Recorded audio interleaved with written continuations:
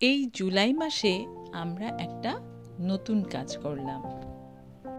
আমাদের স্কুলে যে বড় বড় গাছগুলো রয়েছে সেই গাছগুলোতে আমরা তাদের নাম লিখে সাইনবোর্ড লাগালাম।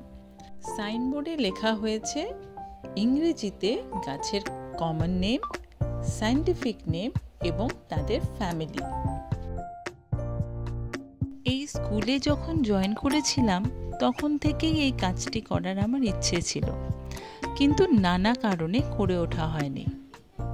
কিন্তু গত বছর মালবিকাদি যখন আমাকে এই কাজটি করার কথা বললেন তখন আমার মধ্যে ইচ্ছেটি আবার জেগে ওঠে।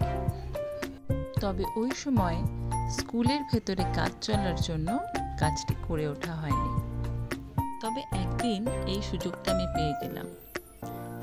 ইতিমধ্যে আমাদের স্কুলে ক্লাস 11-এর ভর্তি শুরু হয় এবং একদিন বর্দি আমাকে ডেকে বললেন, অজন্তা, তুমি ক্লাস 11 সায়েন্সের দায়িত্ব নাও।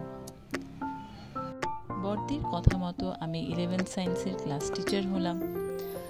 তখন থেকে আমি ভাবছি যে এই ছাত্রীদের নিয়ে নতুন কিছু করি, এবং তখনই আমার মাথায় এই আইডিয়াটা আসে। একদিন আমি আমার ছাত্রীদের এই কথাটি জানাই এবং আমাকে অবাক করে দিয়ে ওরা এত সুন্দর রেসপন্স করলো এবং তারপরে ওরা এত সুন্দর করে কাজ শুরু করলো যে আমার আর কিছু বলার নেই। আমার ছাত্রীরা প্রমাণ করে দিল যে ইচ্ছে থাকলেই কিন্তু উপায় হয়। যে সকল ছাত্রীরা আমাকে এই কাজে সাহায্য করেছে তাদের জন্য অনেক অনেক ভালোবাসা এবং বেস্ট উইশেস। গাছে যখন সাইনবোর্ড লাগানো হয়ে গেল তখন দেখি অন্য স্টুডেন্টরা অত্যন্ত কৌতূহল নিয়ে পড়ছে সাইনবোর্ডে কী লেখা আছে। বিভিন্ন বটানিক্যাল গার্ডেনে গেলে যেমন আমরা সাইনবোর্ড দেখতে পাই গাছের গায়ে থাকে, সেখান থেকে তাদের নাম জানতে পারি, ঠিক তেমনি আমাদের স্কুলকেও আমরা কিন্তু সেইভাবেই সাজিয়েছি যাতে সকলে গাছের নাম জানতে পারে।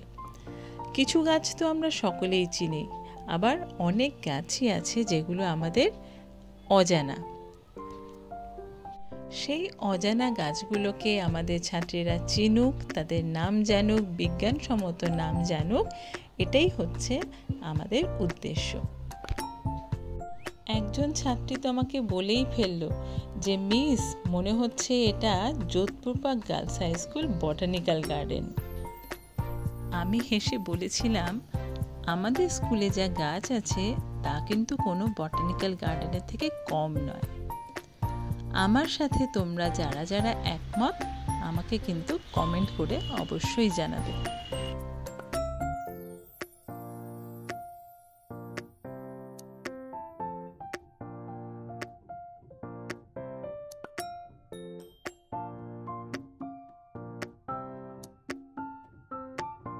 আমার এই প্রয়াস তোমাদের সকলের কেমন লাগলো আমাকে কিন্তু কমেন্ট করে অবশ্যই জানাবে।